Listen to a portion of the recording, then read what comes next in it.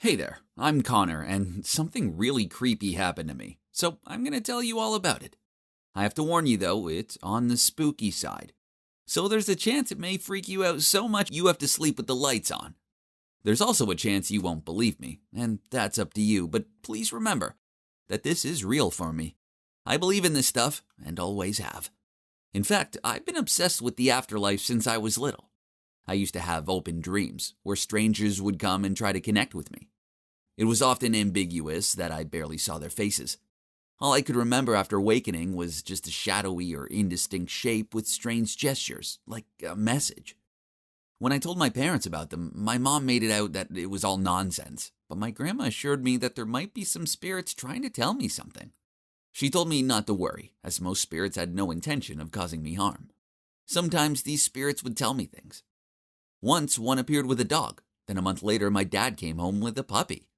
Then another time, I dreamt that Grandma had passed away. I didn't dare to tell anyone about that dream. I was so scared it would come true. Then, you guessed it, a few months later, she died. I came to dread those dreams, and worst of all, now I didn't have Grandma to confide in about them. To be fair, as I grew older, the dreams stopped, but my fascination with the afterlife didn't. I knew not to mess around with this kind of stuff, as doing so was bad news. Grandma had always told me that. But then I started dating Jennifer, and I really wanted to show her this side to the world. So I bought a Ouija board from Amazon. Well, it's a flat board with letters and numbers on it that's used as a gateway to the spirit world. I knew the rules. Never try this at home, as that was asking for trouble. The last thing I needed was to unleash a poltergeist or something worse in my house. Also, never ask the spirit to show themselves. So the plan was to sneak into the old house in my neighborhood that had just sold and was currently empty. I told Jennifer about my plan. She'd never done anything like this before, and although she was skeptical, she was also excited. That's what I love about her. She's so brave and adventurous. We met in the house's front yard at 3 a.m. as we planned, and both of us were seriously in the mood when we were trying to break into it. Yeah, I know, this sounds bad. But we didn't want to make a mess of the place or anything, we just wanted somewhere empty where we could test out the board. Firstly, we set the mood by lighting candles, incense, and burning sage. Before I started, I grabbed Jennifer's hand and said out loud, "Please don't show up, evil forces." Then I placed a silver coin on the board to deter bad spirits. Then we both placed our index fingers on the planchette, which is a movable pointer, and took a deep breath. I called out into the darkness, "Is anyone there? If spirits are living here, please talk to us." Nothing. Not even the slightest bit of wind. Jennifer laughed, and this annoyed me. I suppose she could tell from my face that I was mad. So she smiled at me and said, "I'm sorry, let's try again." Then placed her finger back. Then I said, "If there's anyone there, we would like to make contact." I was getting goosebumps right at that moment. And the wind started to pick up. The stillness broke, and the darkness around us seemed to move. Excited, I yelled out, "Is anyone there?" Then it got super crazy. Like it was this scene from a movie with dirt swirling around us. The planchette started moving slowly. Jennifer looked at me and said, "What are you doing?" "It's not me, I promise," I replied. I looked up at her, and the moment our eyes met, we knew the planchette was moving by itself. I continued asking, "How many spirits are there?" It took a minute of silence for the planchette to move to 1. It was becoming interesting. "Are you a good spirit?" It moved faster. Youguess. Okay, I considered it a yes, and continued questioning it on some simpler things. "Can I know your name?" The answer was Sameasher. At this point, I could hear Jennifer freak out. It was kind of creepy because I didn't call her name even once. I said, "If you're really here, prove it." Jennifer jumped up. "Hey, we promised not to ever ask it to prove its appearance." Suddenly, a gust of wind came out of nowhere and blew out one of the candles. Jennifer yelled at me to stop this now. Then she ran out of there. I quickly said to the spirit, "Nice to know you, but it's time for us to go. Goodbye." And at the same time swept the planchette over the goodbye symbol on the board to quit. Then I picked up the stuff and chased after Jennifer to check if she was okay. She was completely freaked out and told me she was never doing that again. The problem was, I couldn't stop thinking about the spirit. The new owners would soon move into the house, so I didn't have many opportunities left to go back there. So 1 week later, again at 3 a.m., I persuaded my daredevil friends Austin and Miguel to meet me there. I set the board up, and we began. I asked a few questions, and nothing happened at first. Then after a while, the board kept pointing out meaningless letters. I actually thought it was the others messing about. They soon got bored and all thought it was just my imagination all the time. Feeling annoyed, Austin left to go to the toilet, and Miguel and I carried on. I believed in my previous experience, so I persistently continued asking, "Do you know who's in the toilet now?" But still, the board only gave out random numbers. When Austin came back, Miguel gave Austin the numbers we'd recorded and said that this time it might not work and we should just go. The color drained from his face. It turns out the numbers were his own social security number. Austin began accusing this of being a setup. I told him it wasn't. I guess he was curious as he sat back down and joined in. And that's when Miguel asked a stupid question. "How much longer is this loser Connor kid alive?" I gave him a dirty look and said, "I told you not to joke around." Then the planchette started moving, stopping on the number 1, then 0. 10 years. I only have 10 years left. This was awful. I was too young to die in just 10 years' time. But no, the planchette continued to move. And to my horror, I watched it go between the letters D, A, Y, S. "Quit it, guys. This isn't funny," I shouted out to them. They stared back at me with a mixture of shock and fear. Okay, I was pretty sure they hadn't moved it. They urged me to end the game and go home, not forgetting to tell me to never play this game again. Easy for them to say. They're not the ones being told they will die in 10 days. I couldn't stop thinking about what happened. It was awful. I was so stressed out it took me ages to fall asleep. Then when I eventually did, I had an open dream. I dreamt of a spirit girl who was walking to school with me.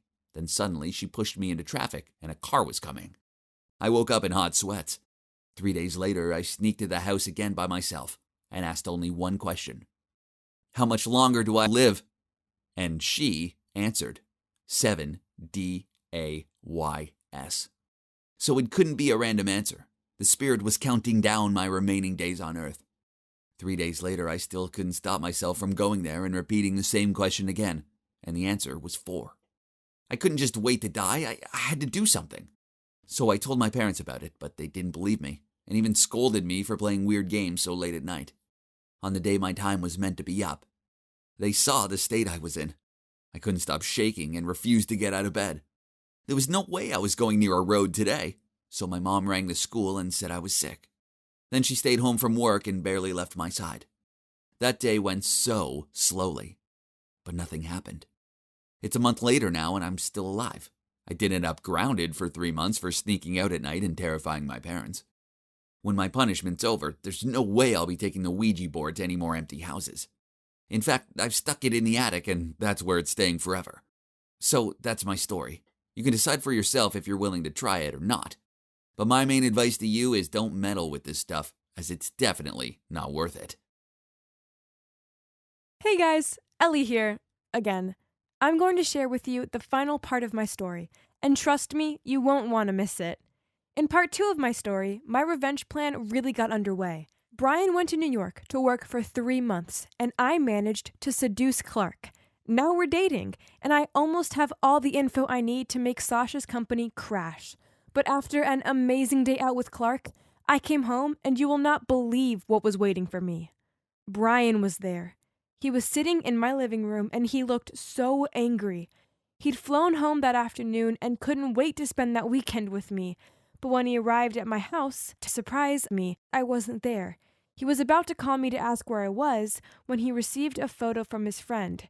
It was of me and Clark. Turns out his friend had seen us sharing a picnic by the Golden Gate Bridge and had sneakily taken a photo of us kissing each other and sent it to Brian. And he was mad. He started shouting at me, saying, "How could you cheat on me like this?" He looked heartbroken and all I could do was cry. I couldn't even explain myself because the truth was much worse. If he knew it was just to hurt his mom, he'd never forgive me. In the end, he stormed out, leaving me there crying. But I had to be strong. I had to focus on my revenge. I didn't have time to sit and cry over Brian. For now, I'd have to put him to the side and try not to think about him. When Monday rolled around, I was exhausted. I'd barely slept the whole weekend and couldn't bear going to work. But I had no choice. The day dragged by, and by the time 5 p.m. rolled around, I waited until everyone left, and then I went to Clark's office. I gave him a hug, and he started massaging my neck and said, "Baby, you look so tired. What's up?" I replied, saying, "No, I'm good. In fact, I'm much better now that I've seen you. Although I wouldn't say no to a cup of coffee." Of course, Clark happily went and made me one, and as soon as he was out of the room, I ran to his desk and started rummaging around looking for the documents. But I couldn't find them anywhere. Had he put them in a drawer? I quickly checked, but while I was doing that, Clark walked back into the room. "Ellie, what are you doing?" I got the fright of my life and stood up saying, nothing, just helping you tidy up your desk. It's such a mess." At that moment, my phone suddenly beeped. I went to grab it, but Clark got to it first. Oh no. Suddenly his face changed as he read my text. Then he said, "What's going on, Ellie? You better explain yourself quick." He handed me my phone back, and I couldn't believe it. It was my old colleague Amy asking if I'd got the last document yet to show how the app was put together. I felt so sick, and I knew I couldn't lie anymore. I looked back up at Clark, and in tears I told him everything. "Clark, I know you're probably going to hate me after I tell you this, and I don't blame you, but please just hear me out. Sasha is a nasty woman. She was actually my dad's mistress when I was a kid, and she tore apart my family. I'm so sorry, Clark, but I'm actually engaged to Brian, Sasha's son. I only took this job because I wanted to find a chance to ruin her business and life. As soon as I saw Sasha was interested in you, I decided to try and get you to like me, so that I can let her know what it's like when she loses someone she loves. Then, by using you, I'd take all the confidential info to... Ugh, I'm so sorry, Clark."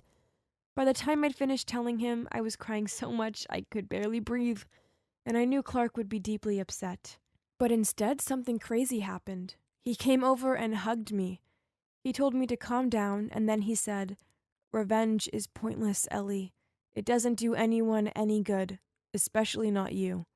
I know Sasha hurt you, but you need to let that go. It's in the past now.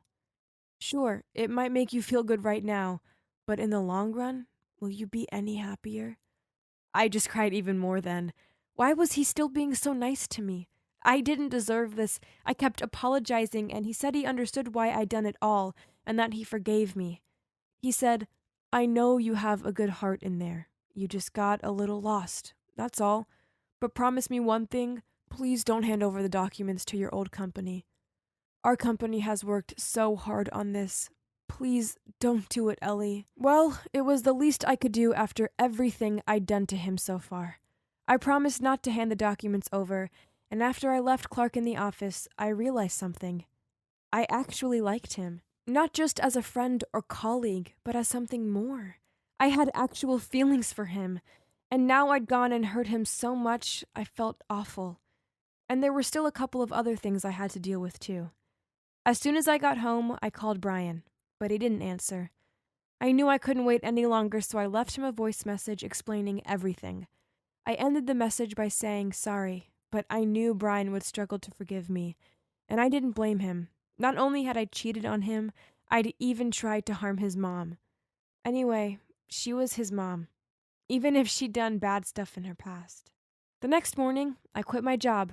People were shocked, but I just told them I wanted to go home and be with my mom. When I was packing my stuff at my office, I found a note paper from Clark saying, "Leave the grief behind and live happily, my darling. A good girl like you deserves happiness." So Clark wasn't angry with me at all. That's enough. Now I could leave without any worries. Over the next few days, I packed up all my stuff and left San Fran. My heart was aching the whole time, but I knew I needed to get out of there and clear my head. I just checked in at the airport when Brian called me. I was so nervous to answer his call, as I hadn't heard back from him since I left the voice message. I held my breath as I accepted the call and prepared for him to shout at me, but it didn't happen. Still, with his usual sweetness and calm, he told me he was so shocked by my message he hadn't known what to say to me. It had taken him a few days to think everything through, and now he said he was ready to talk. "I'm not mad at you, Ellie," he said. But you should have shared your childhood stuff with me earlier. And why didn't you tell me that it was my mom your dad ran off with? We could have worked through this. I'm so sorry my mom was the one that tore your family apart. But she's different now. Please just give her a chance. Brian, I'm sorry for everything.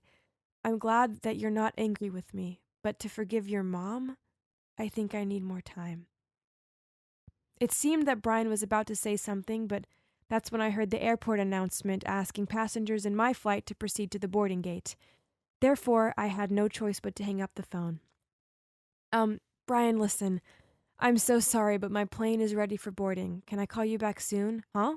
Where are you going? He asked. I told him I was going to stay with my mom for a bit. Well, I reckon that it'll be better for you now. Take your time and think things through, especially our relationship.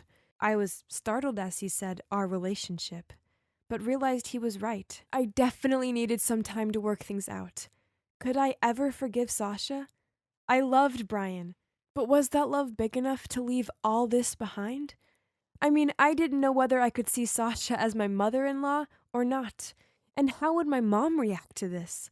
I got on the plane and sat down. For the first time in months, my heart felt more peaceful again, and I felt like I could really sleep. It's right. Neither Brian nor Clark hated me. Things would be okay. I was just about to close my eyes when I heard someone say my name. I looked up, and to my complete shock, Clark was walking down the aisle of the plane.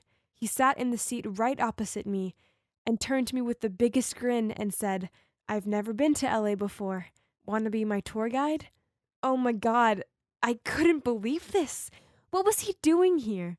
I was so shocked to see him, but at the same time, there was no denying the excitement I felt. No one could ever say I led a boring life, that's for sure. I gave Clark a smile and said, "Sure," to him. I have no idea what the future holds for me, but I guess I'll find out soon. Wish me luck.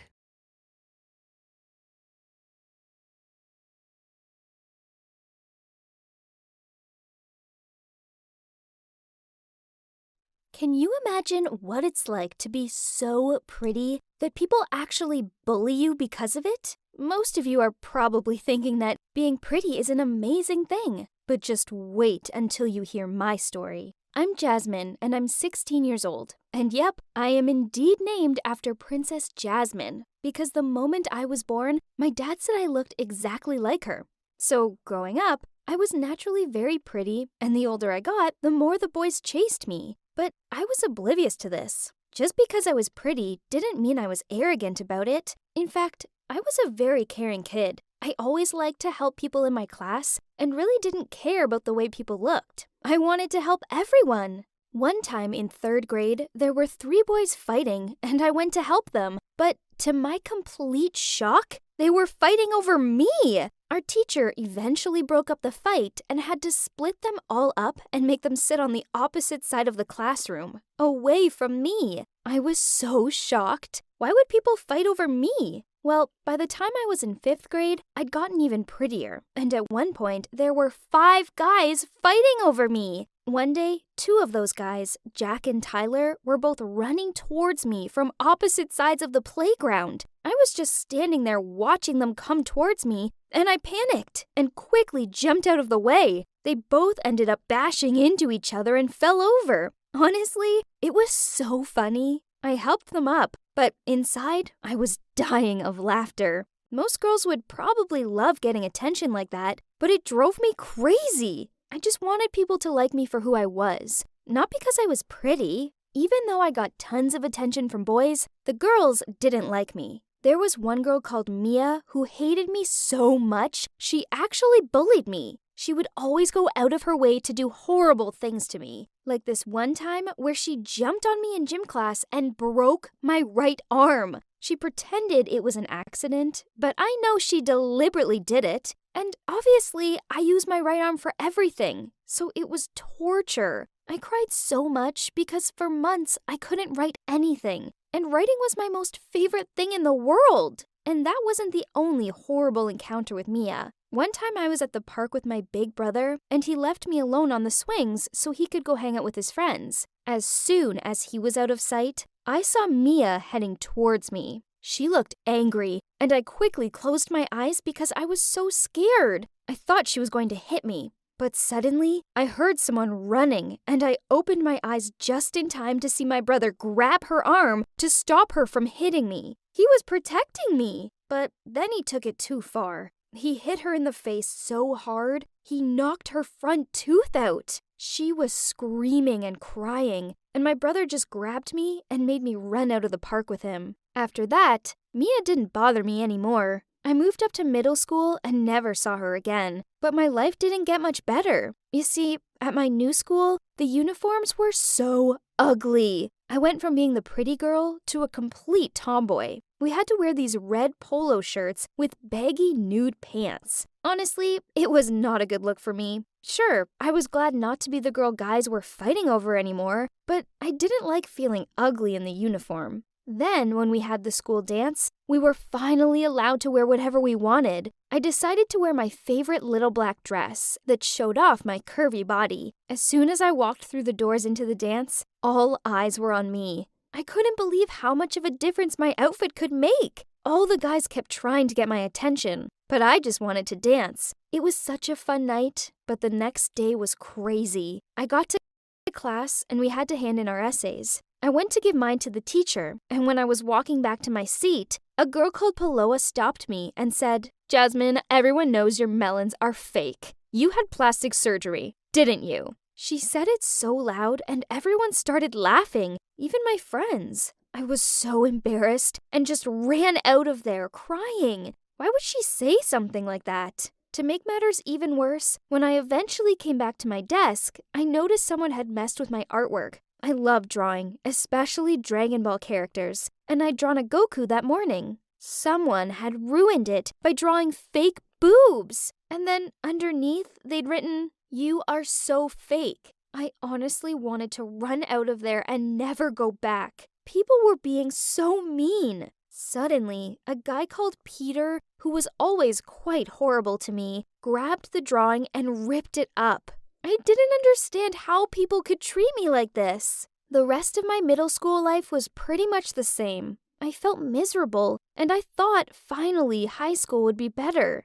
But on my first day, I was sitting alone and I heard a group of girls whispering about me. They were all really pretty and popular, and I tried to ignore them, but two of them came over to me and sat on either side of me. I felt terrified, but suddenly one of them said, "Oh my God, you're so pretty. How come you're eating all alone? You can come sit at our table because you're pretty enough." After my middle school experience, I was so happy that people were being nice to me again. Soon I started hanging out with the pretty girls all the time, and the leader of the group, Ashley, she asked me if I had a boyfriend, and when I told her I didn't, she laughed and said, "Don't you worry, we'll find you one." But I didn't want them to find me one, because the more I hung out with them, the more I realized that the guys they liked were total troublemakers, and I wasn't interested in those type of guys at all. After a few weeks of hanging out with them, I realized they were too much. I didn't want to spend my days gossiping and being surrounded by drama. Just because I was a pretty girl didn't mean I had to hang out with the pretty girls.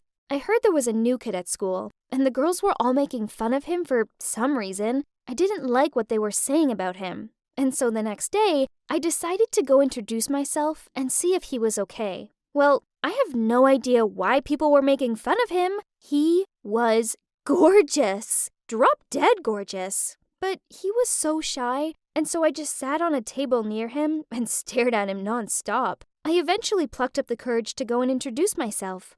"Hi, I'm Jasmine," I said. "Nice to meet you." Then he said, "I'm Chris. Hi." And after that, we got chatting, and I couldn't believe how much we had in common. I could see everyone staring at us chatting, but I didn't care. Chris said he'd worried that no one would want to be his friend, and I told him that I would be. After that, we started hanging out every day, and I quickly fell for him. He was kinda nerdy, but I liked that about him. One day, before Valentine's, he asked me what my favorite candy was. Then on Valentine's Day, he surprised me with flowers, a box of chocolates, and a teddy bear. Then a few days after, he gave me another surprise. He'd ordered all my favorite candy, Skittles, Sour Patch Kids, and Airheads. I was so happy. It was the most romantic thing anyone had ever done for me. And he wasn't interested in me just because I was pretty. He actually cared about me. We started dating soon after that, and then I had my first kiss. It was kind of funny because I'd never kissed anyone before, so I had no idea what I was doing. But it felt nice. And after a while, I really got the hang of it. And now we're so in love. It's been 7 months since we started dating, and I never could have imagined my life could be so good now. We're even planning to get married in the future. I know we're still young, but when you know, you know.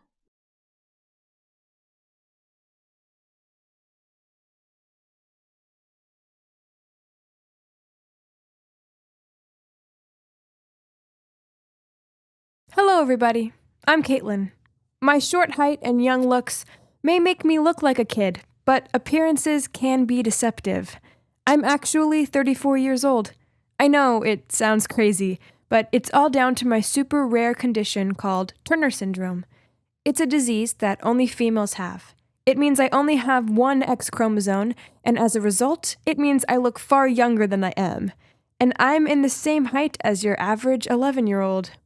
So even though I'm an adult, I pass for a kid. You may think this sounds great. Sure, I can go crazy in a candy store without raising suspicion, but other than that, looking way younger than I am is hard to live with. I'm the oldest of 3 kids.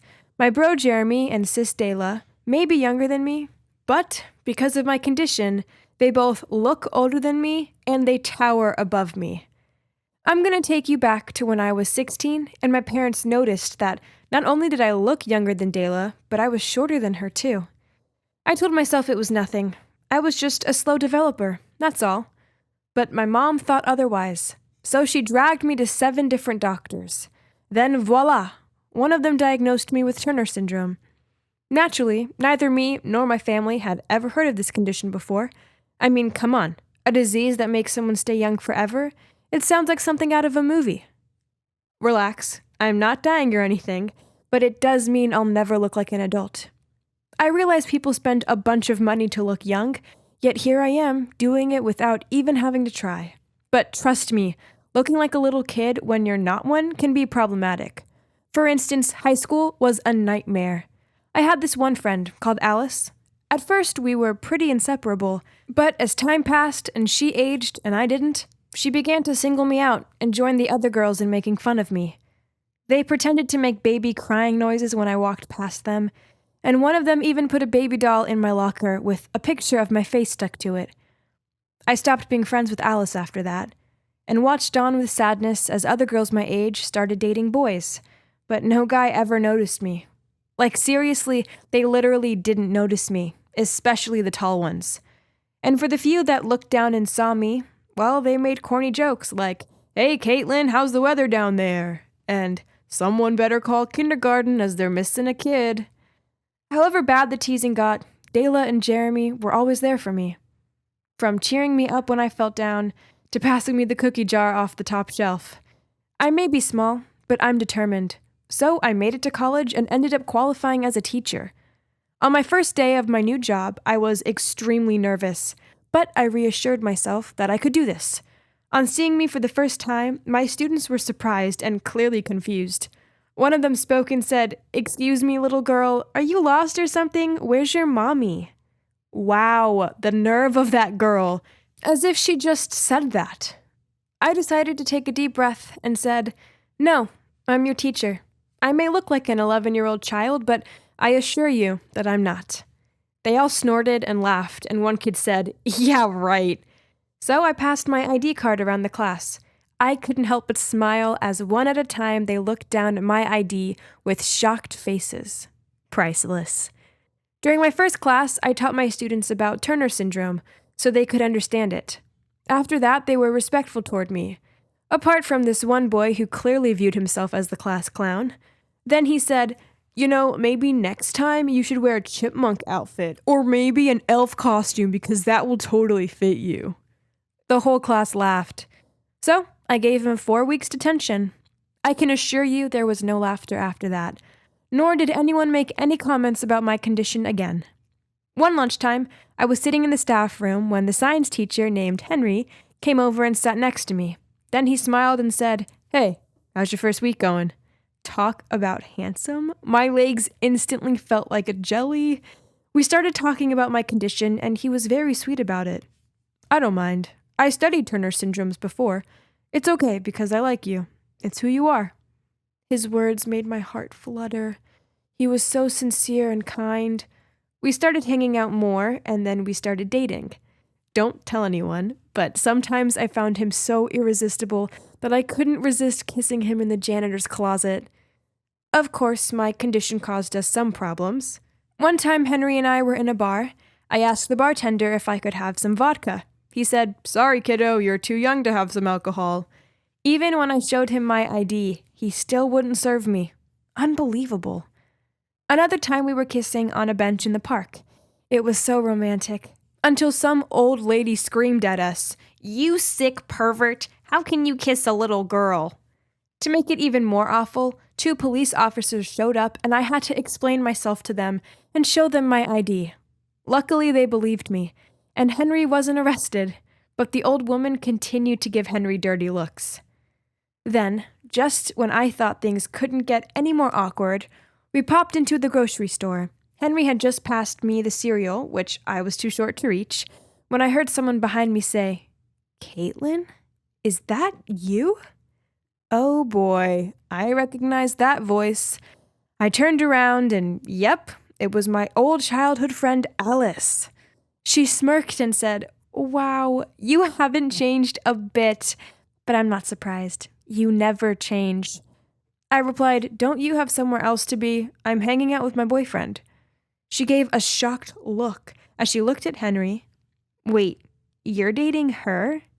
Isn't she, a bit on the short side for you?" He just shrugged and told her, "I don't care what you think of her, as she's the most amazing woman I've ever met."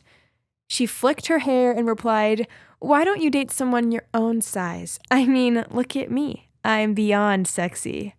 "Yeah, from space." I rolled my eyes. Everyone in the store started laughing at her. Now look who's embarrassed. You know what they say, payback's, well, you know the rest. Regardless of all this drama, Henry stuck by my side and continued to support me. He even arranged for our families to meet. We met up in a restaurant. When Henry's parents saw me, they were kind of surprised. His mom greeted me with a hug, but his dad just glared at me. My parents keep asking Henry questions while Dayla and Jeremy chatted with Henry's twin sisters about sports. Things were going fine until out of nowhere, Henry's dad slammed his hand on the table and said, "I can't take this anymore. You shouldn't date my son. He's too good for you. Your shortness is going to ruin his life." I tried to keep composed, but inside this hurt more than I can possibly express into words. Henry stepped in and said, "That's enough, Dad. You can't treat people like that just because they're different. Shame on you." Then he got down on one knee and took a ring out of his pocket. "Caitlin, I love you, and I always will. So will you do me the great honor of becoming my wife?" At first, I was speechless, but then I found my words and said, "Yes, yes, yes, I will marry you." I was crying with joy, and my family and his mom were clapping and hugging each other. But then Henry's dad shook his head in disgust. Then he stormed off. On our wedding day, Henry's dad refused to show up. I felt so bad for Henry, but he told me we shouldn't let his dad's bad choice ruin our perfect day. I was about to walk down the aisle when his dad burst into the room. Oh no, was he going to ruin the wedding? Everyone was staring at him, and I thought I was going to collapse from the shock of it all. But then he said, "I'm sorry for how I acted. It was wrong of me to judge you on your condition. I would very much like to be here for your wedding if you'll have me." I cried out, "Yes, of course, take a seat." Our wedding day was magical, and so was our life together. Things are still going well for Henry and me, and I'm now the happiest I've ever been. I may have the appearance of a child, and yes, my condition is never going to go away. But my life as an adult is amazing, and this is all thanks to the remarkable people I have in my life. I'm so fortunate to have them supporting me, and with them by my side, I'm able to find my inner strength and conquer any obstacles that get in my way, however big they may be.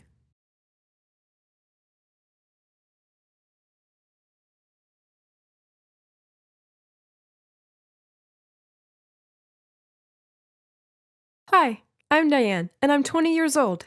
I fell in love on the first day of college. I'm not even joking. I'd promised my mom I'd focus on my studies and wouldn't fall for any boys. But one look at Brett, and I broke that promise immediately. We had an instant connection, and pretty soon we were spending every waking moment together. I can't help but think that if I hadn't met him, maybe I'd never have found out the dark secret my mom and aunt had been hiding from me my whole life. You see, my mom raised me alone, and I had no idea who my dad was. Let's just say it seemed like my mom got around, so she really didn't want me to get into the same kind of situation as her. I decided to keep Brett a secret. She didn't need to know, right? When I went home for Christmas vacation, I missed Brett so much, but I couldn't let my mom know about him. So I'd wait until she went to bed before calling him. One night, she caught me, though.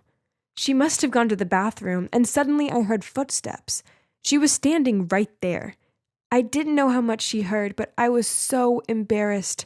I thought she'd grab the phone from me and tell me off, but instead, she just walked back to bed. It was so weird. In the morning, she was sitting at the kitchen table grinning and said, "Well, who is he then? Invite him over. Don't be shy." I couldn't believe it. I thought she'd freak out, but instead she wanted to meet him. She suggested we invited him over for dinner, as my aunt was also coming over that night. My mom and my aunt were like best friends and had basically raised me together, so I was excited for her to meet Brett too. He took the bus that afternoon, as he was desperate to see me, and my mom said he could stay in the spare room. As soon as my mom saw Brett, she grinned at me and whispered how handsome he was. Then we sat down to dinner and started chatting. My mom had so many questions for him, and it was a bit awkward. She wouldn't shut up, and it made her seem so nosy. She asked where he'd grown up, and what his mom and dad did, and even asked for their names and stuff. Meanwhile, my aunt just sat there quietly, and then at one point she got up from the table and went out into the garden. My mom ran after her, and Brett looked at me worried. I had no idea what was wrong. 10 minutes later, my mom came in and her expression had totally changed. She went from being warm and friendly to totally strict and cold. She looked at both Brett and I and said she decided I was far too young to have a boyfriend staying over, and then asked Brett to leave. I couldn't believe it. I mean, I was 20 years old. She was being so rude. So I said to her, "Mom, why? Please, can he just stay?" I was almost begging her, but she looked so serious and firm, and I knew she wasn't going to change her mind. Brett was even more shocked than me. I mean, it had been my mom who'd invited him in the first place, and now there she was, shooing him away. He quickly grabbed his stuff and ordered a taxi. I was so upset I didn't even say bye to him. I just burst into tears and felt so angry at my mom. Right after Brett left, I ran upstairs and locked myself in my room, and my mom stood on the other side begging to speak to me. She said there was something she needed to tell me. I refused to come out and instead sat on the floor on the other side of the door. I could hear my mom crying and knew this was serious. She said the reason she didn't want Brett to stay was because he was actually my half-brother. No, I didn't understand. I asked if my dad was also Brett's dad, and then I got angry. I thought my mom hadn't known who my dad was. I opened the door and I was about to start shouting at her when she told me what was really going on. I'd been adopted. Well, actually, I'd been kidnapped by my aunt when I was born. It's a long, shocking story, but basically my biological parents were this rich couple, but they were struggling to get pregnant. My biological mom had a best friend called Ashley, who she told everything to, but Ashley secretly had a crush on my dad. She seduced my dad until one night they slept together, and Ashley ended up getting pregnant. My dad was so happy and promised Ashley he'd help raise the baby, but that he couldn't divorce my mom. This made Ashley angry. She wanted my dad all to herself and wanted their kid to become the heir to his company. At the same time, my biological mom fell pregnant with me, and when my dad found out, he quickly forgot about Ashley and tried to forget about the mistake he'd made that one night. This, of course, made Ashley even more angry, but she still pretended to be friends with my mom. When my mom went into labor with me, my dad was away on a business trip, and Ashley paid someone to sneak into the hospital and kidnap me. That person turned out to be my aunt. She did it because she was desperate for cash, so she snuck in, dressed up as a nurse, and in the middle of the night stole me away. But she wasn't cold-blooded enough to just throw me away or leave me at an orphanage. So she took me to her sister's place and told her that she'd found me abandoned on the street. Her sister, who had never wanted to get married but had always wanted to be a mom, was so happy and decided to raise me. But then a few days later, it was all over the news, a missing baby. There was an exact description of what I'd been wearing, and even a photo of me just after I'd been born. There was no denying that I was the missing baby. My new mom confronted my aunt about it and found out the truth. My aunt said there was no way they could return me as my aunt had already spent all the money she'd been paid to cover some debts. And she didn't want to go to prison, so they decided to raise me as if I really was their own. That secret would still have been hidden from me if I hadn't brought Brett home. My mom was so shocked that I'd brought my dad and Ashley's son into her home and introduced him to her as my boyfriend. As my mom told me all of this, I just sat there frozen. This was absolutely unbelievable. I felt sick. They'd lied to me all these years, and even worse, my boyfriend was actually my half-brother. My whole life was one big mess. "I hate you, Mom, and I hate you too," I said to my aunt. "You helped that evil monster Ashley get what she wanted, and now you've ruined my life and taken away my family." My mom reached out to hug me, but I didn't want her near me. We both just sat there crying. She tried to calm me down and get me to relax. Then she sighed and said, "I'm sorry. I'm truly sorry. Your whole life I've been trying to make it up to you. I thought my love for you would be enough. As for Ashley, well, I heard she didn't get what she wanted in the end." "Wait, why? I don't understand." "But she successfully kidnapped me, right?" I wiped my tears and looked at her. "Yes, sweetie, but her main goal was to become your dad's wife. But that obviously didn't happen." Then she continued, "After my aunt had kidnapped me, Ashley had given birth to Brett, and was so happy thinking that my parents no longer had a baby, and that my dad would now leave my mom and go live with her. But that's not what happened. Yes, their dear daughter was taken away, but my dad still stayed with my mom and loved her even more. My dad didn't get together with Ashley, but apparently my dad had still been helping raise Brett until now. There's definitely no bad blood between them because I've heard Brett talk about his dad quite a lot. Now there was only one thing for it. I had to find my biological parents and find out the rest of the story. They deserved to know I was alive. But now, what would I do about Brett? I'd have to break up with him somehow.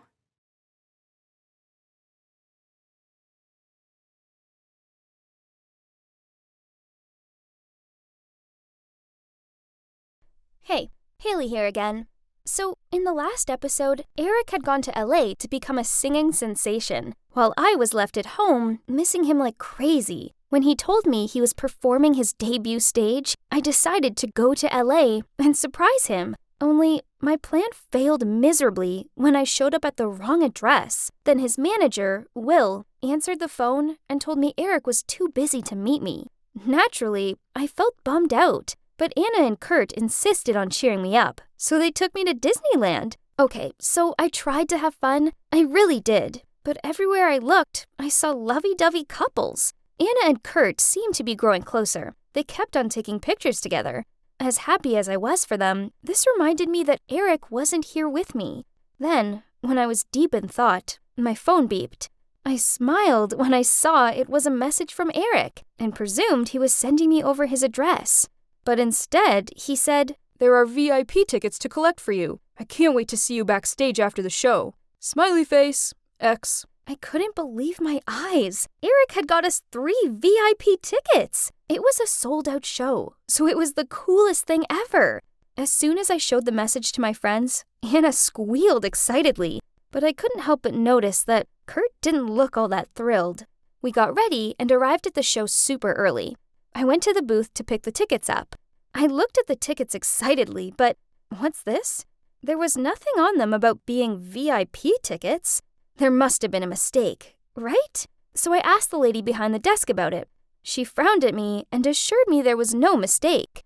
Annoyed, I walked off and called Eric, but unsurprisingly, he didn't answer. No doubt he was in rehearsals or something. I was really disappointed because I just wanted to be by his side, to encourage and cheer him on the first time he performed. But now I couldn't. Plus, I was a little nervous his stage fright would return. I explained the mix-up to the others, and Anna was cool about it, and Kurt just rolled his eyes and muttered out, "Figures." I didn't bother asking him what he meant by this. I was already bummed out enough. The show was great, and Eric's performance, well, it was so amazing. He'd come on so much since I'd last heard him sing, and I was so proud of him. As soon as the show ended, I rang Eric again, and this time he picked up. I told him about the tickets, and he seemed confused. He confirmed to me that he asked the manager for 3 VIP tickets for us. Then Eric continued. "Now I'm joining an after-party. I'll send you the address. Let's meet there." I replied, "Sure, I'll be there. I miss you." I told Anna and Kurt about the party, but they both said they were tired, so made their way back to the hotel. It's okay, as I grabbed a taxi and went to the party by myself. As soon as I entered, I was overwhelmed by the bustle of the party. I'd only been there a few minutes, and I saw a super famous actor walk past me. This was so cool. I grabbed a glass of wine, stood in the corner of the room, and looked at Eric. He stood in the middle of the room, surrounded by a lot of people toasting glasses. Suddenly, I felt like an outsider. Now Eric was a rising star, and I was still an unknown child. After a while, the crowd thinned out, and then a smiling Eric walked over to me. Oh my God, my heart was beating so fast. Finally, I could meet him. I happily waved at him. But then suddenly, Will strode over and whispered something in his ear before he pulled him away. What? Why did he do that? I didn't even have time to say anything to Eric. An anxious restlessness swirled in my heart, so I secretly followed the two of them. Will pulled Eric over to the end of the hallway and said harshly, "How dare you bring that girl here? If the press finds out, you can kiss goodbye to your career." Eric replied, "She's my girlfriend." Will interrupted immediately. "You have to keep this a secret. If your fans know that you have a girlfriend already and that she's some nobody, they will definitely turn their back on you." After a moment of silence, Eric spoke up. "Is it you who changed the VIP tickets to regular ones?" He replied. "Yeah, that was me. It's for the best. Trust me, you don't want all your efforts down the drain, do you?" Eric was silent and said nothing. Then Will continued. "You see, Haley saw your success, so she wanted to approach you. Think about it." What? What did he just say? I was shocked and angry to hear this. I waited for Eric to defend me, but to my confusion, he didn't say a thing. Is this what Eric thought of me? That I was only using him to ride on his fame? I immediately stepped out and appeared in front of them. They both looked totally shocked, but I looked right at Will with wild eyes and said, "You don't need to worry. I'm out of here right now." Then I turned to Eric. "I honestly believed you had more faith in me. I guess now I know where I stand. We're over. I hope fame's everything you expect it to be." I stormed out of there, somehow managing not to burst into tears until I reached the street. My heart hurt so much when I realized a harsh fact. Popularity was the invisible wall that separated me and Eric. Then suddenly, I heard someone calling my name. I turned back and saw Eric chasing after me, but I carried on walking. He caught up with me and pulled on my hand. "Haley, you misunderstood everything. Let me explain." I stopped walking and said, "I think I've heard enough. Don't worry, I won't affect your career." Eric quickly interrupted me. "No, don't say that. I'm so sorry. Haley, I promise I won't let Will interfere with our relationship anymore." He hugged me tightly, and I felt my heart melt. It felt so familiar being in his arms. I missed him so much and wanted to believe him. My tears kept rolling down my cheeks, but not because of anger. It was tears of love. We stood like that for a long time. Then Eric said, "Let me take you to a place." Then he drove me to the Griffith Observatory. And whoa, it was so beautiful. We sat there and watched the stars twinkling.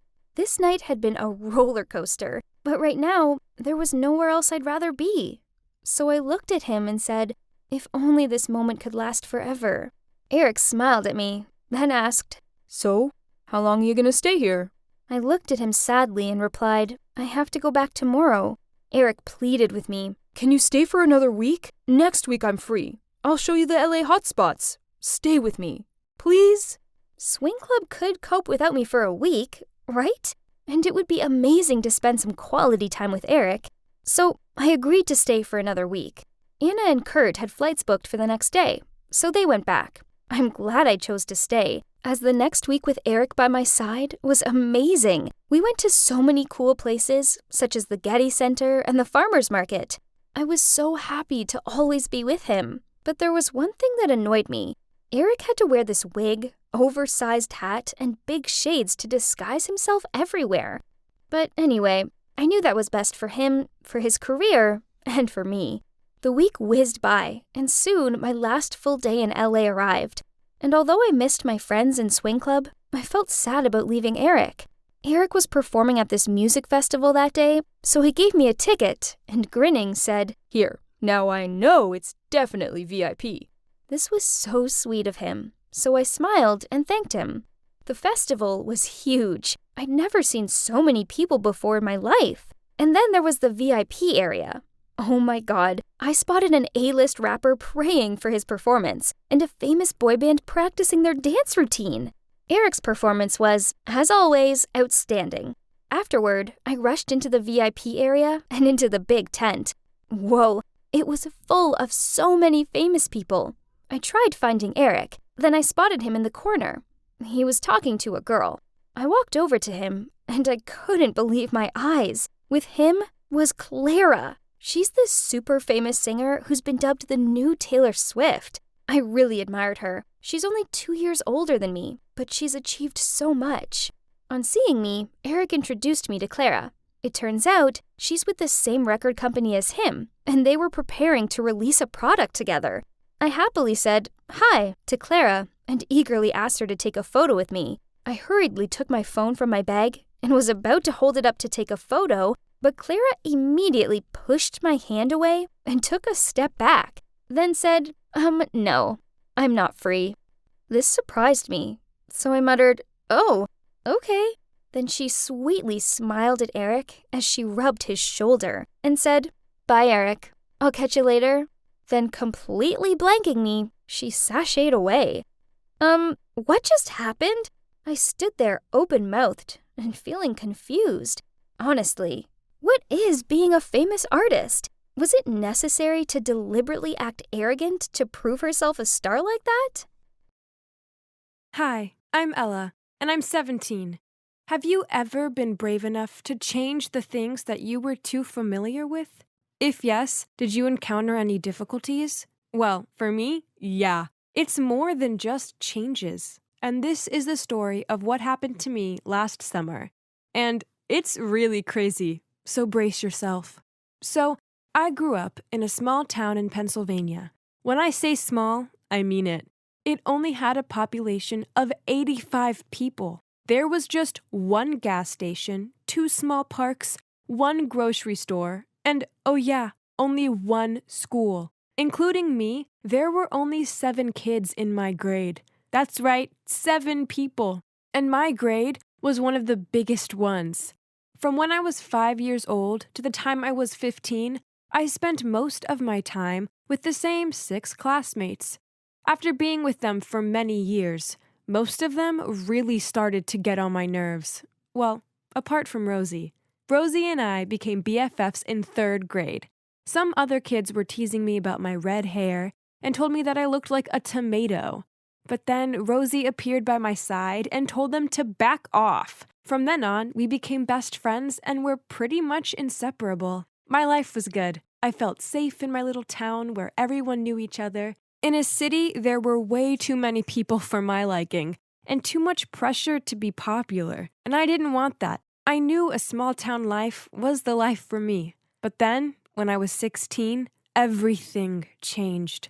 On one Saturday afternoon, I was at Rosie's house watching a movie when my parents called me and told me to come home at once.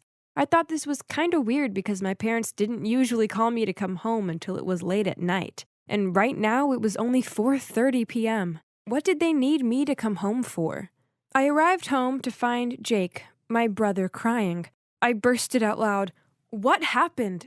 What was going on? Seeing me totally in shock, my dad said, Ella, we have some news. What news was bad enough to make my brother, who wasn't the emotional type, cry? Did someone have a serious illness? Had someone died? Oh no. Had my beloved dog Sally died? Then he said, Ella, I've been offered a job in New York City. What? I yelled. And he's taking it. This is an amazing opportunity for us all. And moving out of this town will be good for us. It'll be a great adventure, Mom said. New York? The biggest city in the entire country? No, I couldn't move there. I didn't want a new adventure. I was perfectly happy where we lived now, and I didn't want to leave. But however much I sulked, shouted, or pleaded with my parents to stay, their minds were made up, and we were moving. Telling Rosie was horrible. She got so upset, and I felt awful about it. I didn't want to leave her, but what choice did I have? I spent my last day in town with her. We ate pizza, watched our favorite movies, played our favorite video games, and things like that. When it was time for me to leave, I gave her my unicorn plushie to remember me by. Then we cried into each other's arms, and we promised to text each other every single day. So, I left the safety of my little town and moved to the city. Our new house was much smaller than my old one, but at least we could keep Sally. On my first day of school, I was terrified. There were so many people, and I didn't know where I was meant to go or what I was meant to do. Luckily, the kids there were actually really nice. This one girl showed me where my locker was, and some other kids let me sit with them at lunchtime. After only a few weeks of living in New York, I started to find my bearings. I even figured out how to navigate the underground. I made some pretty great friends, but this didn't change the fact that Rosie was still my BFF. I texted her every day, and sometimes we spent hours on the phone with each other. A month of city life passed, and I got talking to this boy in my English class called Alex. He had the most amazing blonde hair, and his eyes, they were blue like the sky and the ocean, and a swimming pool, and yeah, if you couldn't tell, I really liked Alex. Not only was he unbelievably cute, but he was also kind and funny. We bonded over our love of video games and dogs and soon became pretty close. Then one day, he invited me over to his apartment to hang out. Then over a giant pizza and a movie, he told me he liked me and asked me to be his girlfriend. I instantly said yes! I was so excited and couldn't wait to tell Rosie, but she didn't seem all that thrilled about it. For a few months, everything was perfect for me. School life was great, and I had some awesome friends and an amazing boyfriend. Sadly, though, Rosie and I grew further apart. I barely had time to talk to her hours on the phone every night. It was like our timeline became different. She always called when I was busy, and when I texted her back, she wasn't there.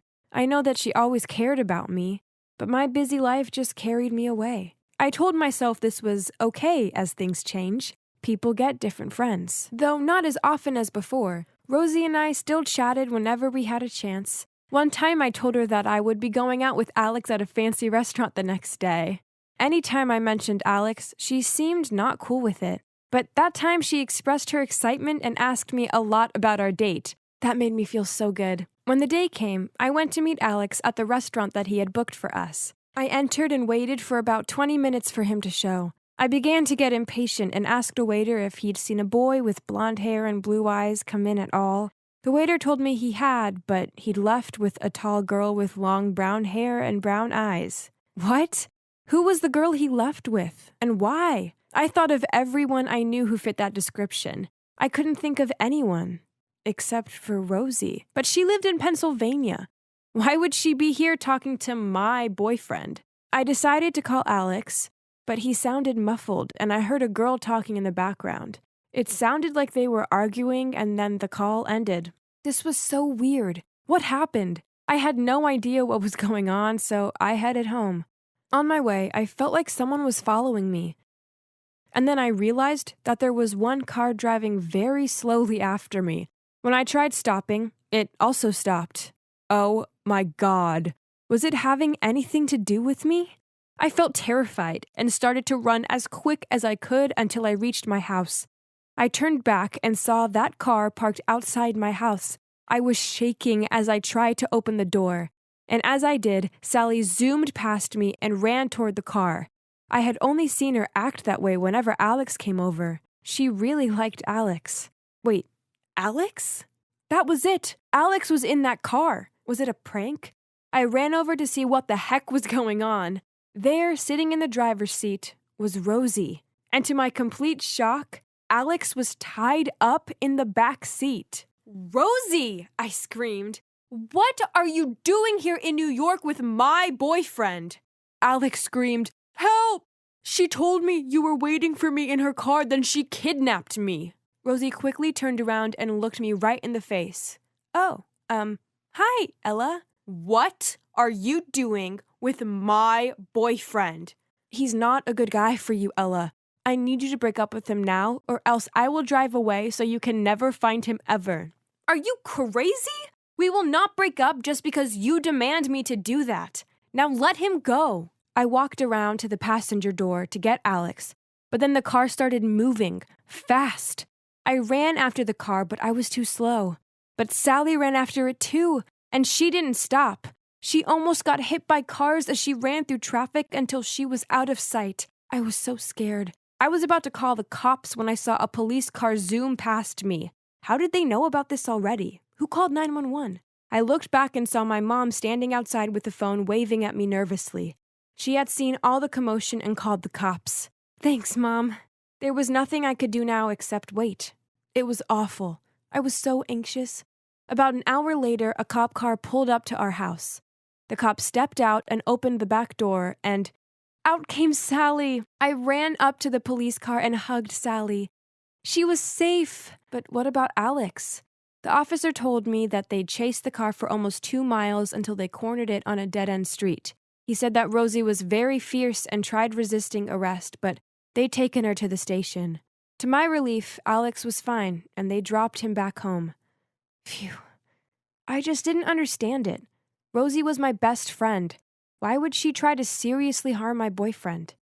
I later found out that Rosie was diagnosed with bipolar disorder. It's a disorder that causes people to go through extreme mood swings and do things that are out of character and crazy. Rosie had a lot going on. As well as me not being around anymore, her dad had moved out. I didn't know this as she hadn't told me. Back then, I wasn't talking all that much to her, but I'd never expected that the separation Rosie felt was too much for her and could lead her to bipolar disorder. I was her only one at that time, so she wanted her to be my only one too.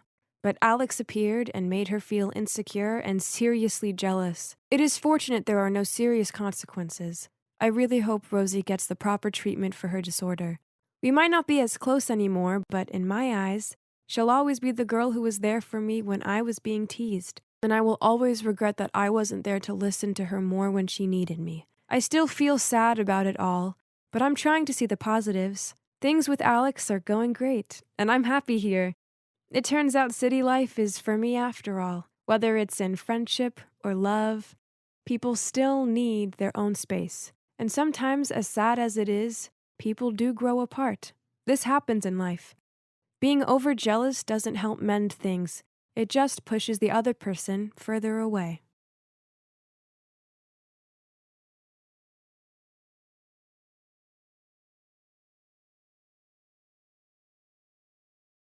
Sometimes in life, we have a chance encounter with someone who ends up changing our life. This is exactly what happened to me, and it was totally unexpected. You see, I was pretty lonely at the time. I'm Amelia, by the way, and I'm 20 years old. I was living all on my own in a tiny house in Portland. It was my mom's house, but she sadly passed away from cancer 2 years ago.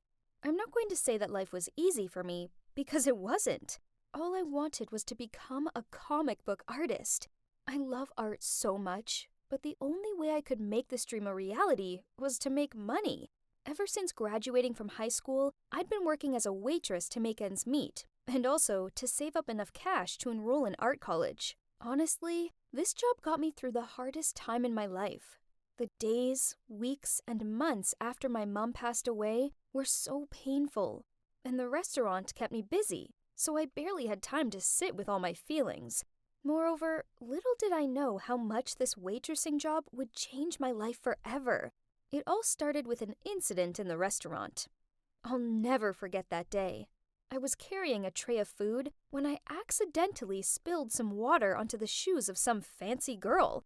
Oh my god, she went crazy. She started screaming at me, and even though I frantically apologized right away, she still asked to speak to my manager. I leapt down and tried to clean the water off her shoes with a cloth, and that's when I heard a voice. Hey, stop! What do you think you're doing? I looked up and saw the boy she was with staring at me. He looked disgusted at me, and then said to the girl, Babe, let's bounce before that waitress ruins your shoes even more with her filthy hands. Come on, let's hit the mall. I'll buy you a new pair of shoes. Clearly, he was her boyfriend, and as soon as he mentioned new shoes, her eyes sparkled with joy as she said, Yay, babe! I want a new bag too, though. Could you? And her boyfriend just laughed and said, Anything you want, my princess. They got up to leave and smirked at me as they walked away. I couldn't believe how rude they were, especially the boy. I felt so angry, I wished I could slap him right across that cocky face. But of course, I didn't. There was no way I could risk losing my job. But I knew that if I ever saw his face again, I'd definitely give him a piece of my mind. And, well, believe it or not, I did indeed see him again. The world works in mysterious ways, and I guess we were destined to meet again. A few weeks after that, one evening, I was heading home and passed by the park to feed the stray cats as usual. While I was playing with them, I noticed some guy heading towards me. Suddenly, he grabbed my arms and pulled me towards him. I started shouting at him and trying to push him away, but he was too strong. Then, out of nowhere, someone said, What's going on? I'm trying to sleep over here. Keep it down. A drunk, dirty-looking homeless guy walked towards us, and for a second I was terrified. But then I realized he was helping me. He started shouting at the guy holding on to me, saying, Hey you! Are you deaf or something? Let her go and keep silent. The jerk was getting heated, and the next moment, he punched that homeless guy in the face, and then they started fighting. Then I freaked out and didn't know what to do. I pulled my phone out of my pocket and played a recording of a police siren. I live alone, so I know all the tricks. Well, that did it. The jerk who'd grabbed me suddenly jumped up and sprinted out of the park. The homeless guy who'd helped me was still lying on the ground, so I helped him up. He was black and blue, and there were even some scratches on his face, and as I got closer to him, I realized he looked familiar. OMG! Wasn't he the rude guy from the restaurant? What was he doing looking all dirty like a homeless guy? He had his eyes closed, so I patted his face and said, Hey, wake up! What are you doing out here? He opened his eyes and asked, Do I know you? He stared at me for a while, then eyeing my uniform and smiled. Oh, the little waitress. Guess what? I'm poorer than you now. Then he passed out. I was so annoyed that I'd bumped into him again. I was about to leave him lying there, but then I realized he'd saved me, and I could hardly leave him there with all his injuries. So, yeah, in the end, I decided to take him back to my place to get my first aid kit. I cleaned up his scratches, and then let him crash on my sofa. The next morning, he was super surprised when he woke up. I told him what had happened and that he'd saved my life, so I saved his. Then I said he should probably head home now, but he just stared at me. And that's when he told me his story. He really was homeless. His parents had kicked him out because they'd found out he wasn't their biological son. What on earth? How could any parent do that? It's not like he has tricked them, but it was due to some mix-up at birth. So, wasn't he also a victim? I felt sorry for him, but still, it was none of my business. I had to get to work, so I asked him to leave, but he begged me to let him stay. I just looked at him in shock and said, how about you go to your rich girlfriend's place instead? I really need to get going now. But he didn't budge. He said, "Oh, don't even mention that gold digger. She only cared about me when I was the only son of a millionaire. Now that I've got nothing, not a cent, she broke up with me." Wow. Shocker. But, well, it's not like I couldn't tell that she has a lousy personality right from the get-go. So I said, "Well, what about your friends? Can't you crash with them?" But he said no. It started to frustrate me. So I said, "You can't stay here. I don't even know a thing about you." Then he splurted out, "Hi, I'm Jude. I'm 22 years old. I've got all my fingers and toes, and my criminal record is clean. There you go. Now you know me." And he topped it off with a grin, as if that could win me over. He then went on to say that he'd pay rent, and that when he found a job and stuff, he'd leave. I hesitated. I mean, I couldn't live with a strange guy. But then I thought about that extra money I'd get if he helped with rent. I could really use that money for my college fees. He could see I wasn't sure, so he said, "Come on, please. I mean, I did save your life last night." "But there's only one bedroom," I said. "Don't worry, I'll sleep here." He pointed at the sofa. I thought for a while, then nodded my head and agreed. "And only for 1 month, okay?" Then I made him shower and change his clothes, since he was so gross and dirty. But he told me he didn't have anything to change to. "I was kicked out, remember?" And he even had the cheek to ask me for some money to buy new clothes. No chance. I told him he could wear my clothes, since some of them were quite big. At first, he refused. He said there was no way he was wearing women's clothes.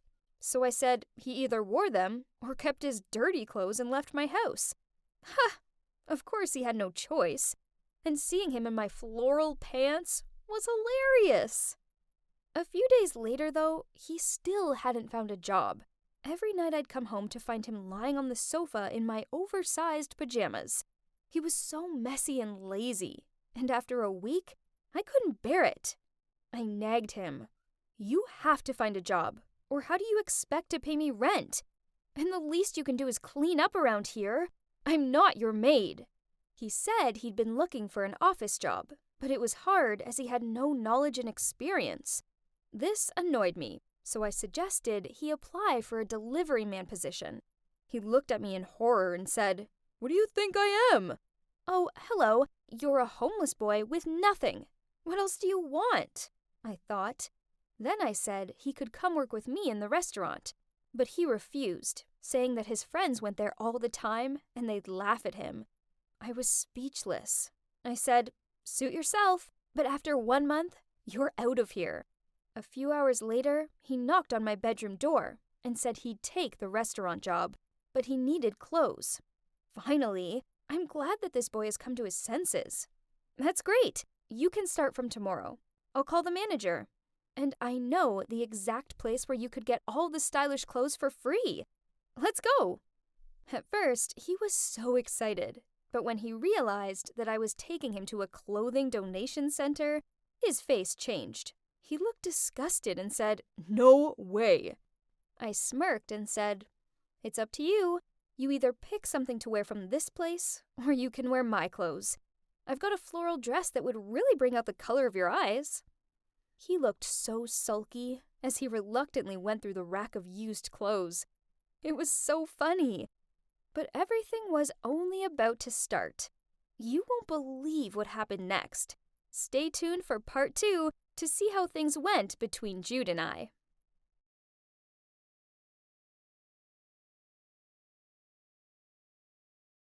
Hi, my name is Happiness. You're impressed with my name, right? My dad gave me that name. And yeah, as you can guess, he put a lot of hopes and dreams in me. I'm now 18 years old, and tomorrow I will fly to Massachusetts to start my college. My parents are preparing a farewell party for me downstairs. I have never left my hometown and been away from my family, so This is such an occasion. As I'm packing my belongings for college, a flood of memories come to mind. You see, when I was a kid, my family was dirt poor. We lived in an old, dilapidated house on the outskirts of Selma in Alabama. I remember we would buy a chicken at the beginning of the month, and my parents would make it last the whole month. I didn't realize we were poor, though. In fact, at that point, I was just a happy, carefree little girl, but that wouldn't last. My mom worked as a cleaner for a rich family, but they treated her terribly, and she barely earned enough money to even take the bus there. My dad was a lorry driver, and so he was away a lot, delivering goods to other states. Every weekend when he came home, I'd stand out on the porch as soon as I saw his big truck driving up the dusty road. I'd run out there and jump up and down. The best part was that he always brought me a little present, like a piece of candy that he'd saved for me, or a small toy. They weren't valuable gifts, but they meant the world to me. One time he came home, and I ran up to him and said, "Daddy, yesterday Jeannie's dad brought her a chocolate egg back from his trip. It even had a toy inside. I want one too." My dad looked confused. Then he said he'd heard of them, and they were called Kinder Eggs. And then, with loving eyes and a smile, he promised he'd find me one, no matter how hard it would be, even if it was the last thing he did.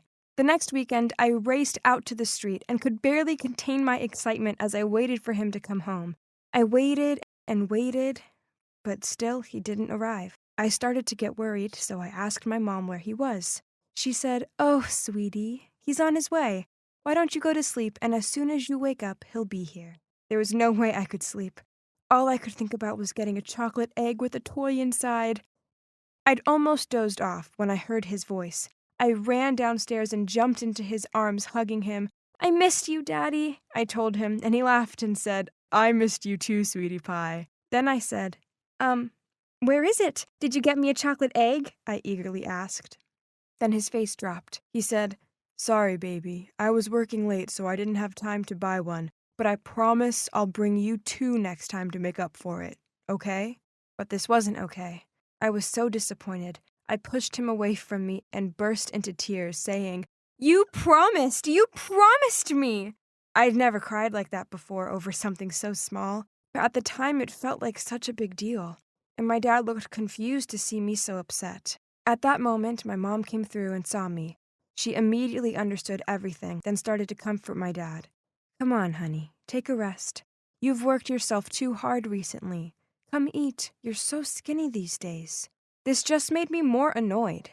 I was the one who needed comforting, not my dad. So I shouted at my mom, "Mommy, Daddy didn't keep his promise." But my mom just ignored me, and so I stormed back up the stairs, crying all the way.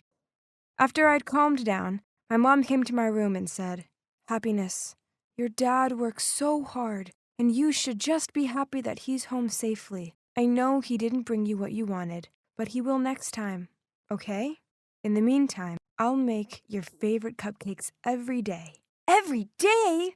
Wow, okay," I said to her. And she really did. She made me cupcakes every day, and I was so happy. After a few days, I said to her, "Mommy, I like you more than Daddy. I don't even love him anymore because he broke his promise." My mom just looked at me and said, "Oh, Happiness, you don't know what you're saying. One day when you grow up, you'll understand that everything your dad does is for you. He loves you so much." The next weekend rolled around, and as usual, I ran outside to wait for my dad. Just like the week before, the sun set and still he was nowhere to be seen. I was about to start crying when I noticed a man running towards our front door. My mom appeared and he said something, and suddenly my mom started panicking. She called out to me and said we had to go to Grandpa's place immediately. I had no idea what was happening, but for the next month, my grandpa took care of me because my parents didn't come home. I missed them so much, and whenever I asked when they were coming to get me, my grandpa just said, "Happiness, they're busy working. Don't you worry. Just stay here and enjoy your time with me." Eventually, I got used to it. Then one morning, Grandpa woke me up early and said it was time to go home. I was so excited that I kept on singing happily. As we pulled up outside our house, my heart started beating faster. I was home! Then a shadow appeared in the doorway, and I couldn't believe what I was seeing. It was my mom and dad, but my dad was in a wheelchair. My mom looked so thin and tired, and my dad had no legs. What had happened? I looked to Grandpa to reassure me, but he looked as nervous as I did. Then in my little voice I said, "Daddy, where are your legs?" He smiled at me and with his usual loving eyes said, "They got hurt. But hey, what do you think of my wheelchair?" He let me sit on his lap, and Mom pushed us around, and it was so cool. I was way too young to understand what was really going on. All I remember was how many people kept visiting to check on Dad, and that I finally got to try a chocolate egg. That same day, a doctor came to visit, and after he checked on my dad, he came over and patted my head. Then he pulled a chocolate egg out of his bag, and then another one, and another one. 3 chocolate eggs! I couldn't believe it. I was shaking with excitement. The doctor said the gift was from my dad, and that I should thank him. I ran to my dad and said, "Thank you, Daddy." He looked like he was going to cry, and I asked if he was okay, and he just smiled and said, "I'm happy because you're happy. That's all that matters to me." For the first time in my life, I got to try a chocolate egg, and it was the most delicious thing I'd ever tasted. And the best part was that inside there was a toy. After I opened and ate all 3, I just wanted more. I kept asking my dad when I could get more, and he just laughed. And then I thought, maybe if I studied really hard and was a good girl, I'd get some more. So that's what I did. I focused on my study, and one day I won a medal at school for winning a math contest. I was so excited to show my parents and assumed they'd give me a chocolate egg as a reward, but that's not what happened. They congratulated me, but said it wasn't possible for them to get me another chocolate egg. I don't know why, but this made me so angry. I cried, and I even threw my bag at them, and this made my mom super mad. She scolded me so much that I was scared and ran out the house and went to my grandpa's house. I cried and told him everything, and my grandpa said, "Happiness, the reason your mom got so mad is because she is under too much pressure and has to work so hard to look after you. Now, your dad can't work, so she's in charge, and it's a lot for her to deal with." Then he told me what happened to my dad, and it changed my life forever. That day when my dad was out doing his deliveries, he got an opportunity to do some overtime, which he jumped at the chance to do so he could buy me my chocolate eggs. On his way home, he stopped to buy them for me, and then because he was so tired, as he was leaving the store, he got hit by a drunk driver. He was hit so hard he lost both his legs. I couldn't believe it. How could I have been so selfish? If it weren't for me demanding a chocolate egg, my dad would still have his legs. I felt so terrible. And so the next day, when I won some candy for the other math contests, I came home and went to my parents. "Mommy, Daddy, I'm so sorry. I want you to have these. You always do your best to give me the sweetest life, and so I wanted to make yours sweeter too." That probably sounds a bit deep for a 6-year-old to say, right? Well, my grandpa taught me that one. My parents were so moved that they almost cried when they hugged me. And even though I didn't understand it at the time, I do now. And it's so true. It's taken me a while, but now that I'm about to move out, I finally understand the life my parents have given me and how sweet it has been. Through this channel, I'd like to send some words to my parents. Mom, Dad, if you're watching this, I want you to know how much I appreciate everything you've done for me. Now it's my turn to work hard and make you proud. No matter how hard life gets, I'll persevere, just like you both have, because I'm your happiness.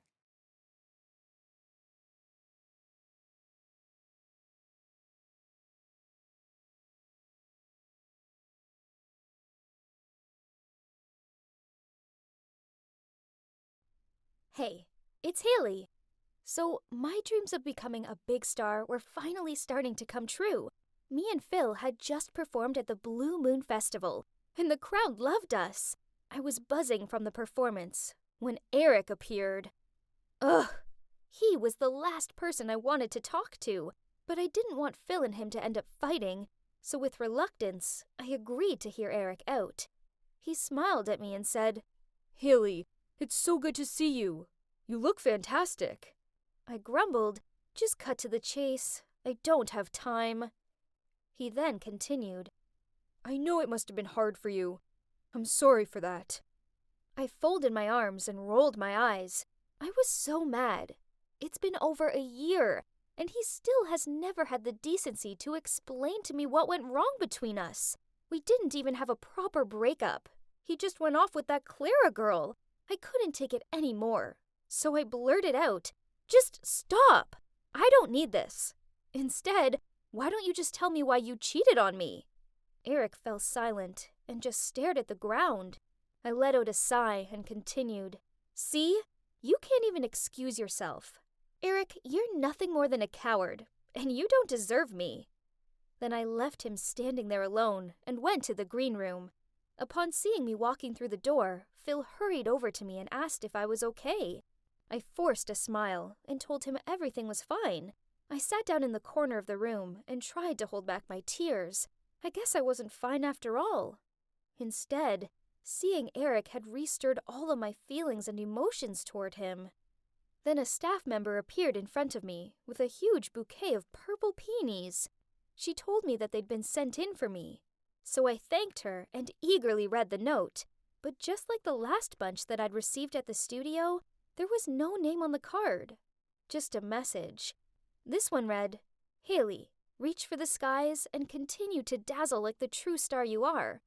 Suddenly, Eric popped into my mind. Could he be the one who sent these flowers?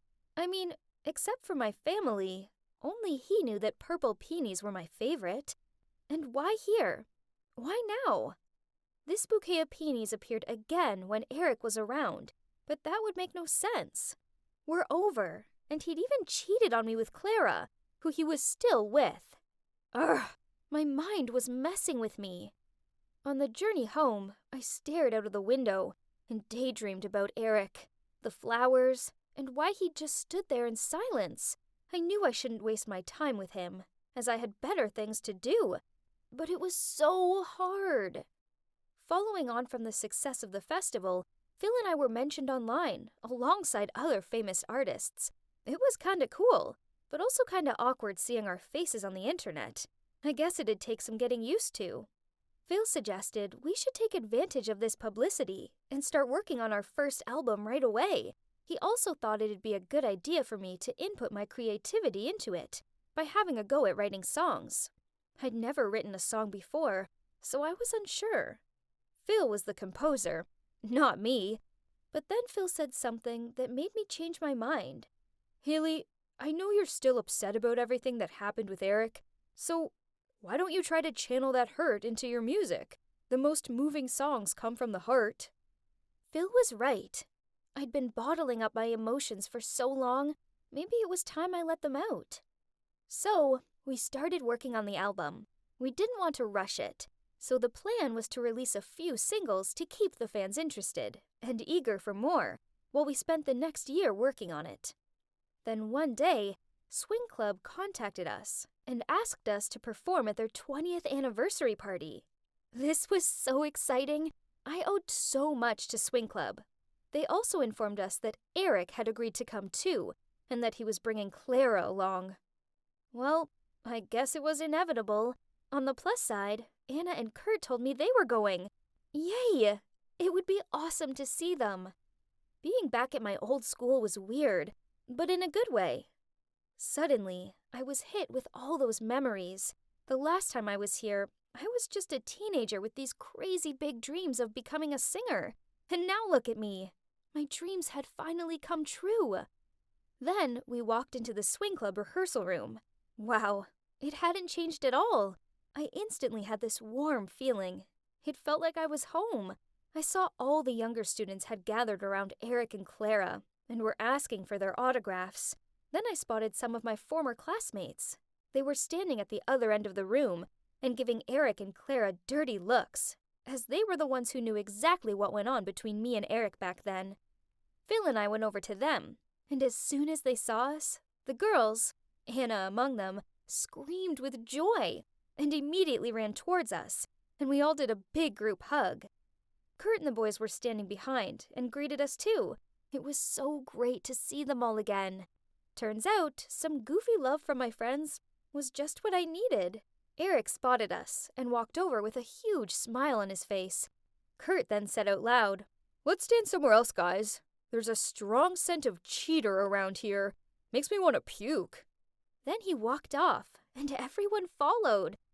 Not knowing what to do, I just stood there, staring at Eric. To be honest, I felt a little bit bad for him. Anna seemed to figure out what I was thinking, as she dragged me along and said, "Let's go, Haley. This jerk's only getting what he deserves." I knew my friends meant well, but I didn't mean to make anyone pick sides. Okay, I knew what Eric did to me wasn't great. Still, I didn't want to see him being treated like this. Anyway, I knew I couldn't think like this now, as I had a performance to prepare for. The anniversary concert was amazing. It felt so good being back on the stage, in the place where it all began. Afterward, I went outside and sat down on a bench in the garden to catch some fresh air. It was a bit chilly, and I started shivering. Suddenly, I felt someone put a jacket over my shoulders and say, "You never know how to take care of yourself, huh?" I turned around and saw that it was Eric. Our eyes met, and it felt awkward. I didn't want anything to do with him anymore, so I gave him back his jacket and walked past him. But suddenly, he grabbed my arm and said, "Please wait. Can we talk for a minute?" I replied, "There's nothing to talk about." He was about to say something when suddenly Clara showed up and said, "Well, well, what do we have here? If you keep clinging on to her like that, others might think you're having an affair with her." I was startled and quickly yanked my arm away, then stepped back. Clara continued, "That's better now. You know, Haley, he has a girlfriend, so you shouldn't be so flirty." Eric grabbed my hand and tried dragging me away. Ugh, all these physical contacts were giving me mixed feelings. Why couldn't he and his annoying girlfriend just leave me alone? Then luckily, Phil showed up and said, "Hey, jerk, let her go!" Eric glared angrily back at Phil and said, "Excuse me, but who are you to say that?" Then Phil pulled me back to his side, and the two of them had a stare-off. Clara, who was clearly annoyed that no one was paying her any attention, looked at Eric and said in an ironic voice, "Babe, they're superstars now. We shouldn't mess with them." And then she tried to lock arms with him, but Eric just pushed her away. That made her even more frustrated, so she turned to me and Phil and continued, "Congratulations on your big success. You both worked hard. Or maybe it was just Phil. I mean, without his songs, you'd be nothing." Irritated, I mumbled, "Watch your mouth, Clara." But she didn't care, and turned to Phil saying, "Oh, Phil, you should have let me sing your songs. I bet they would have been #1 on Billboard, or even won Song of the Year. But no, you've wasted them on her. What a pity." Oh God, I hated her. Why did she always have to act like such a diva? I was going to give her a piece of my mind, when suddenly Eric spoke up. "Don't be ridiculous. Haley is really talented, and her voice skills are perfect." Then Phil added, "Haley is beginning to compose some pretty awesome songs. Also, her voice complements my music perfectly, while you two only get attention because of your dating rumors." Well, Phil's last comment left Eric and Clara speechless. Then Phil led me inside. Clara just flipped her hair and said, "Let's go, babe," and walked away. But Eric didn't follow her. It was all so confusing. Why had he stood up for me against Clara? She was his girlfriend, right? So why would he treat her like that in front of us? Something was up, definitely, but I had no time to let it bother my mind. It's best to stay away from them, I guessed. The next day, Phil and I headed back to LA to continue our work. For months, Dean had been talking about hosting a mini show for us, and finally the plan was coming together. And the show would be called Haley and Phil, Our Journey Begins. It was exciting, as this was our first mini show ever. We rehearsed day and night for it, hoping to bring flawless performances to our fans. The day of the mini show arrived swiftly, and everything was going great as planned. But then, there was a small problem. There was nobody else backstage to help me zip my dress. Oh no, this was really urgent. I had to get on stage right now. Then Dean appeared to see where I was, so I awkwardly asked him for help. As he zipped up my dress, a camera flashed. What was that? Did somebody just secretly take a picture of me? I turned to Dean and gave him an anxious look. Then he ran outside to see who it was. But the corridor was empty.